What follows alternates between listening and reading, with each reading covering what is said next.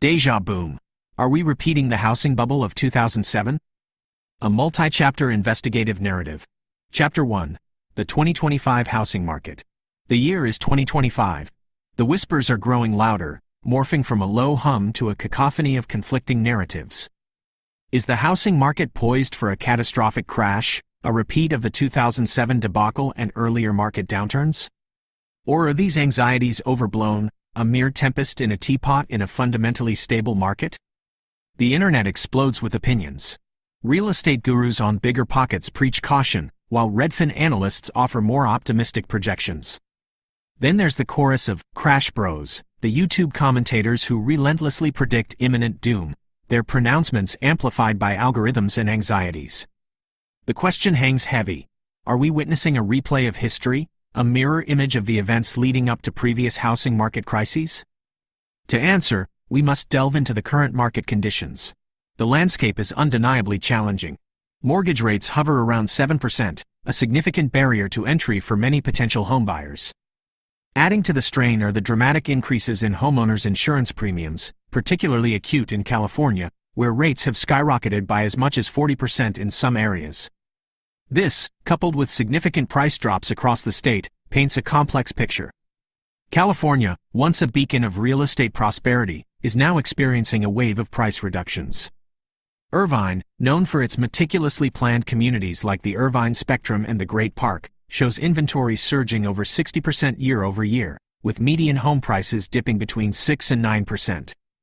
Unsold units linger for weeks, even months, some languishing for 90 days. Similar trends are observed in Stockton, where median home prices have fallen more than 13%, and listings are up 70%, with days on the market exceeding 75. Neighborhoods like Weston Ranch and Spanos Park mirror the broader decline. Fresno, Bakersfield, Riverside, San Jose, Sacramento, San Diego, San Francisco, and Los Angeles all share a similar story of declining prices and rising inventory. The impact of neighborhood-level detail on these trends is significant, with some areas experiencing sharper declines than others. The tech layoffs at giants like Meta, Google, and Cisco are exacerbating the situation, particularly in California's tech hubs. These job losses directly translate to decreased housing demand, adding further pressure to already softening markets. Similar, though less dramatic, trends are emerging in Texas and North Carolina, signaling that this is not a purely localized phenomenon. The affordability crisis is stark. Using the same $400,000 house as a benchmark, the required income to afford it jumped from $65,000 in 2020 to an astounding $175,000 in 2025. The Edwards report further highlights this, emphasizing the crushing weight of monthly mortgage payments. A monthly payment of $645 in 2015, based on a 3.7% interest rate, has ballooned to a staggering $1,843 currently, a testament to the dramatic rise in interest rates. Kane's analysis echoes these concerns, underscoring the growing chasm between affordability and reality. Chapter 2. Regional Variations. A Tale of Two Markets. The U.S. housing market isn't a monolith, it's a patchwork of regional variations, a tapestry woven with threads of wildly disparate conditions. This difference is starkly apparent when contrasting states like Florida and Texas, with their robust new construction sectors, against those in the Northeast, where new builds are lagging. Data from various sources reveals a striking disparity in inventory. While new construction inventory is at its highest since the 2008 crisis, a significant portion, roughly 75% of the approximately 500,000 units for sale, are not yet completed. This contrasts sharply with the 2007-2008 period, where high inventory affected both new and existing homes. The sales velocity of new homes, however, is relatively healthy, with homes typically selling within 3 months, unlike the prolonged stagnation seen in 2008. Realtor.com's April 2025 report underscores this divergence. The report highlights a significant year-over-year increase in inventory, reaching levels not seen since 2020. While days on the market are lengthening, reaching 50 days nationally, the median list price remains relatively stable, although a higher percentage of listings are experiencing price reductions than in previous years. Further insights from Adam and other economic analysts reveal the intricacies of affordability. Data from EPB research paints a comprehensive picture of contrasting market realities across different regions of the United States. The market dynamics in areas with extensive new construction are significantly different from those in areas with limited construction. Chapter 3. Declining home values, a national trend? The alarming reality is that home values are indeed declining in many parts of the country. Data from the Reventure App and Zillow's Home Value Index confirm that in May 2025, home values dropped in 32 out of 50 states. This isn't merely a localized phenomenon. The decline is widespread, impacting regions from Florida's sun-drenched coasts to the mountains of Colorado. In Florida, cities like Venice, Lakewood Ranch, and St. Petersburg experienced significant price drops. A house in Venice, purchased for $1 million in January 2024, eventually sold for $775,000, a staggering $225,000 less than its initial list price. Similar stories are unfolding across the state and nationwide. The severity of this downturn is further underscored by the fact that in May 2025, a remarkable 62% of U.S. counties experienced a monthly home value decline. This percentage is the third highest recorded in over 25 years, comparable only to similar periods during the 2022-2023 interest rate shock and the ominous months leading up to the 2008 crash. The struggles of homebuilders are evident in the data from LAR, the second largest home builder in America. They've dramatically slashed prices, reflecting a decrease of 24% over the past 3 years. Their average selling price in the second quarter of 2025 was $389,000, a significant drop from the peak of $514,000 in 2022. Gross and net profit margins have also plummeted.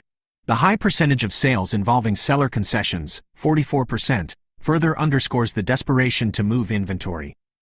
The deceleration of national home value growth to 0.8% in May 2025, as reported by Zillow, mirrors similar slowdowns seen in 1982, with 18% mortgage rates, and 1973, underscoring the gravity of the situation. The historical relationship between inflation and home value growth, normally closely correlated, has significantly diverged in recent decades, adding another layer to the complexity. Reventure App's forecasts for specific Florida zip codes paint a granular picture of anticipated price drops, highlighting the variation even within individual counties. May's 13.7% plunge in new home sales, the worst since November 2024, adds to the grim picture painted by these trends. Chapter 4. The Economic Undercurrents, Job Losses and Rising Rates.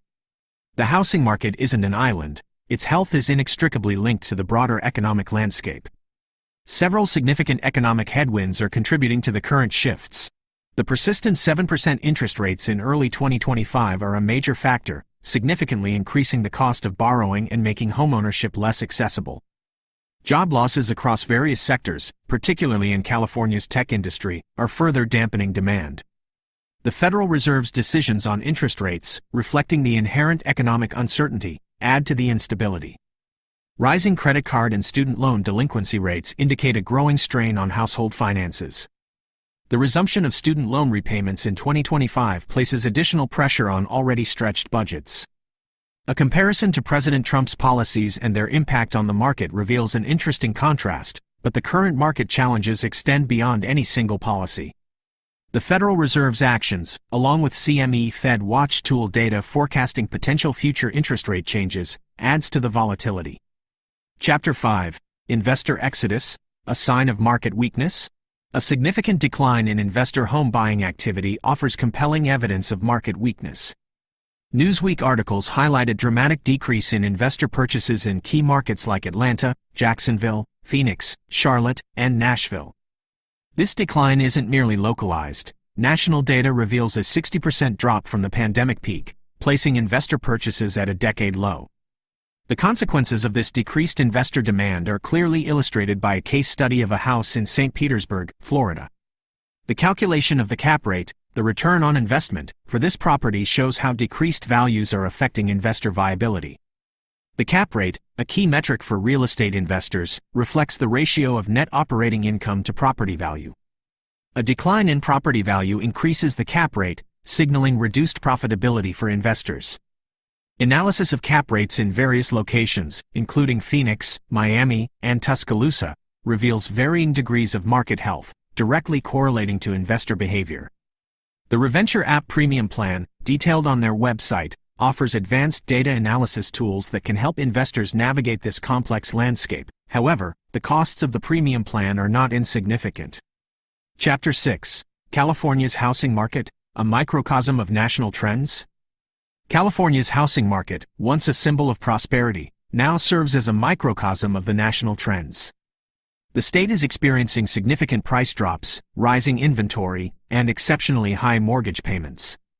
Specific examples of listings and price changes across various California cities highlight the widespread nature of this downturn. A comparison of current mortgage payment to income ratios in California to historical averages and the 2006 peak emphasizes the extent of the affordability crisis. Early warning signs of economic recession, including layoffs, hiring cutbacks, and a drop in job postings, paint a concerning picture of California's economic outlook. Data from the Reventure App's 12-month home price forecasts for various California cities further reinforces the predicted declines, some even mirroring the drastic 40% drop experienced during the 2007 to 2012 period. Chapter 7: Comparing the Present to the Past, Lessons from 2007 and Beyond. Drawing parallels between the current market and the 2007-2008 crisis reveals both similarities and crucial differences.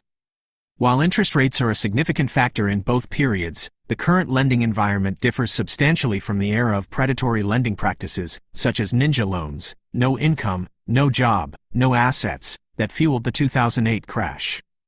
Analyzing data on foreclosure rates, home sales, and related statistics, we see that while current foreclosure rates are significantly lower, other indicators, such as declining home values and decreased sales, are cause for concern. The impact of government interventions like the Dodd-Frank Act and HAMP following the 2008 crisis offers valuable insights into potential policy responses. Demographic shifts are also significant. The median age of homebuyers has increased significantly, and the proportion of first-time homebuyers has dropped dramatically. Furthermore, the regional divergence between the Northeast and Sunbelt states highlights contrasting market dynamics, underscoring the importance of granular analysis over broad generalizations. Chapter 8: The Future of the Housing Market, Predictions and Possibilities. The evidence presented suggests a complex and nuanced situation. While a catastrophic national housing market crash of the magnitude of 2008 seems unlikely given current inventory levels and differing market conditions, significant regional variations are undeniable. Predictions from various sources, including the National Association of Realtors, Zillow, J.P. Morgan, Housing Wire, Fannie Mae, and CoreLogic, offer a range of forecasts, highlighting the limitations of making broad national predictions. Potential scenarios must consider the interplay of economic factors, interest rate changes, and demographic shifts. A nuanced perspective recognizes the limitations of broad generalizations, emphasizing the crucial role of regional variations. The uncertainties inherent in the housing market highlight the need for careful consideration and adaptable strategies to navigate the coming years.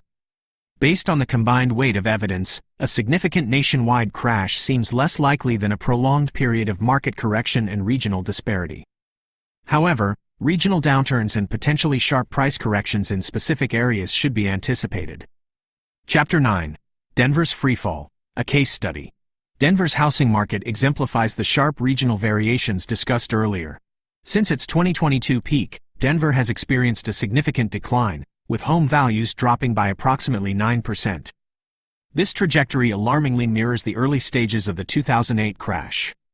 While Denver's market remained relatively stable during the 2007 crisis, the current downturn's severity is evident in the soaring inventory levels and the lack of buyer interest, exemplified by numerous examples of homes in Aurora, Colorado, experiencing multiple price reductions without attracting buyers. Commentary by William J. P.Y., grandson of the founder of P.Y. Homes and director of the Federal Housing Finance Agency, regarding Jerome Powell's leadership and the performance of Lennar, a major home builder, with data on Lennar's stock, sales and net earnings, illustrates the interconnectedness of factors affecting the housing market. Chapter 10: Commercial Real Estate, a Looming Threat. The potential for a crisis within the commercial real estate market cannot be ignored. Rising interest rates and the need for widespread refinancing create a significant risk. Data indicates a substantial number of commercial loans requiring refinancing in the near future, raising concerns about potential value drops. The concentration of these loans within regional banks presents systemic implications, as a large-scale default could have far-reaching consequences. Warren Buffett's timeless advice, being fearful when others are greedy and greedy when others are fearful, provides a framework for navigating this uncertain terrain. Chapter 11. The FHA delinquency rate. Examining data on FHA-insured loans reveals a concerning trend. The delinquency rate, while significantly lower than during the 2007-2008 crisis, is still higher than historical averages preceding it. Comparing the 2024 delinquency rate to data from 2007 to 2020 provides crucial context. Examining other loan types, conventional, VA, jumbo, owner carry, and USDA loans, further illuminates the broader landscape of mortgage delinquency. This chapter also acknowledges the influence of the Crash Bros movement and its impact on public perception, recognizing that the digital sphere can play a significant role in shaping market sentiment. Chapter 12. The Texas flood and its implications. While seemingly unrelated, the catastrophic flooding in Texas in July 2025 offers an important side note, highlighting the vulnerability of the housing market to external shocks. The human cost of the disaster is immense, and the scale of the destruction underscores the importance of preparedness and the limitations of even the most sophisticated economic models in predicting all potential market influencers. The response by Texas emergency management organizations provides insights into disaster preparedness and recovery efforts. The lack of a robust warning system, contrasted with a similar flood in 1987, underscores the need for improvement. Ongoing flood warnings and alerts in the affected areas highlight the persistent threat. This chapter serves as a reminder of the fragility of the housing market and its vulnerability to unforeseen events, regardless of economic indicators. Any analysis of housing markets must be aware of this kind of outside risk.